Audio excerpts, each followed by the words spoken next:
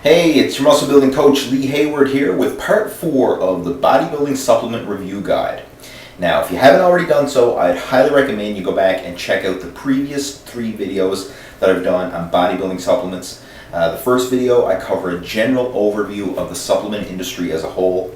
In the second video, I cover protein powder in great detail, including a lot of the benefits of protein powders, cover a lot of the misconceptions that people have with regards to protein powders, some concerns about safety issues and things like that. So again, I highly recommend you check that out.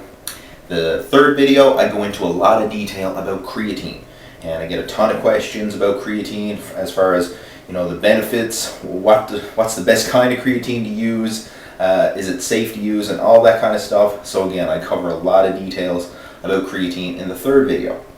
Now in this video clip, I'm going to continue on and cover some more muscle building and health and fitness specific supplements that I consider to be must-have and ones that I really think that you should consider adding to your overall supplement plan.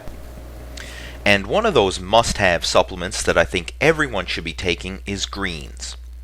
Now, virtually all the serious bodybuilders will supplement their diets with protein powders, like I covered in a previous video. But what about vegetables? For the most part, vegetables get ignored by a lot of bodybuilders. They tend to put a lot of emphasis on their protein and their carbohydrate intake, but they very often ignore their vegetable intake. I mean, just think about it. How many people do you know personally who eat vegetables with every single meal? And how many will get the recommended 10 servings of veggies every day? Very few people actually do this, and that's why it's important to supplement your vegetable intake with a greens supplement. Now, greens are simply vegetable extracts in powdered form that you can mix up and drink with water, juice, or even as part of a protein shake.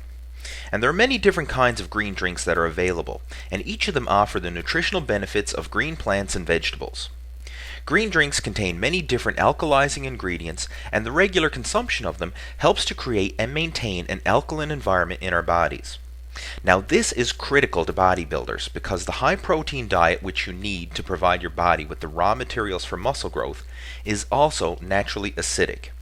So by consuming an adequate vegetable intake and also supplementing your diet with greens, you can balance out the acid alkaline levels within your body and create an even better anabolic environment for muscle growth.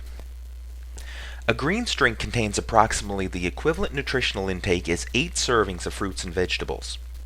Now, studies have shown that the phytonutrients found in greens can help protect the body from free radical damage, help ward off illness, lower your risk of infections, and dramatically reduce the amount of yeasts and toxins in the body. Now, there are many more benefits to taking green drinks besides those that I briefly mentioned here, and in my opinion, green drinks are one of the best antioxidant supplements available. In fact, I consider them to be a must-have supplement for your overall health and well-being, and I'd recommend that you drink at least 1 serving of a greens drink daily.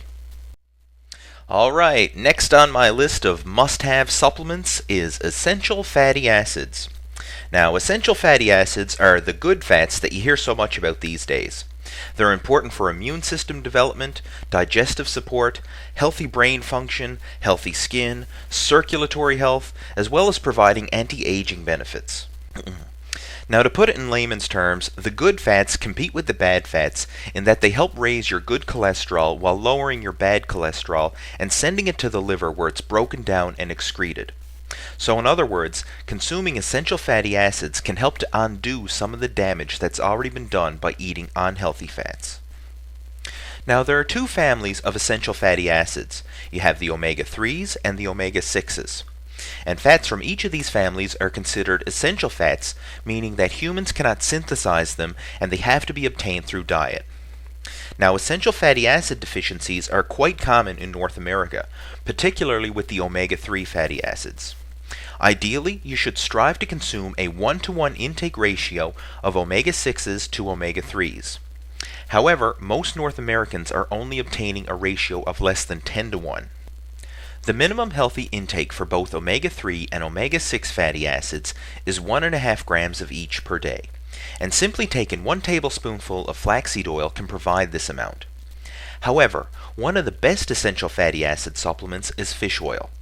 Fish oil is especially high in omega-3 fatty acids, and it's also high in EPA and DHA fatty acids. Now these fatty acids are antioxidants and they help with muscle growth and fat loss. They also have health benefits with anti-cancer and anti-inflammatory effects. Recent studies have suggested that fish oil may help reduce the risk of depression, may help protect the brain from cognitive problems associated with Alzheimer's disease. And I personally recommend taking a couple fish oil capsules with your breakfast, lunch, and dinner meals to help meet your daily essential fatty acid requirements. Alright, so the next must-have essential supplement that I'm going to cover in this video is multivitamins. Now, it only makes sense to get the daily recommended intake for the essential vitamins and minerals that your body needs, just in case you're not getting them from the food that you eat. Now, when supplementing with vitamins, don't go by the recommended daily allowance that's set forth by the government. In fact, the recommended daily allowances are actually being revised based on recent research that shows that the daily dietary intake for vitamins are much higher than we originally anticipated. Now you have to keep in mind that the reason there was a recommended daily allowance established in the first place was to provide guidelines that would prevent symptoms of vitamin deficiency disorders. It's not designed for optimal levels of health and athletic performance.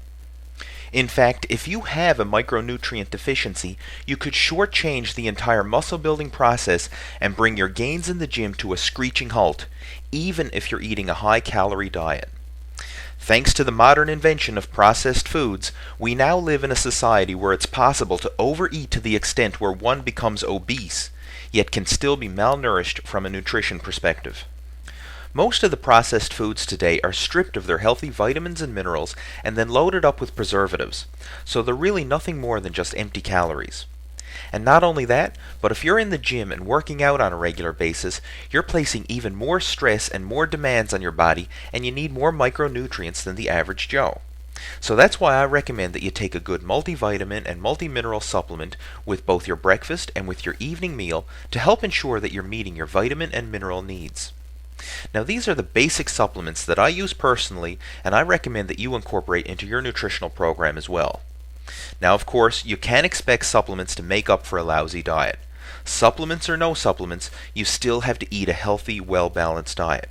But by eating a healthy diet and taking proper nutritional supplements, you can provide your body with the best of both worlds.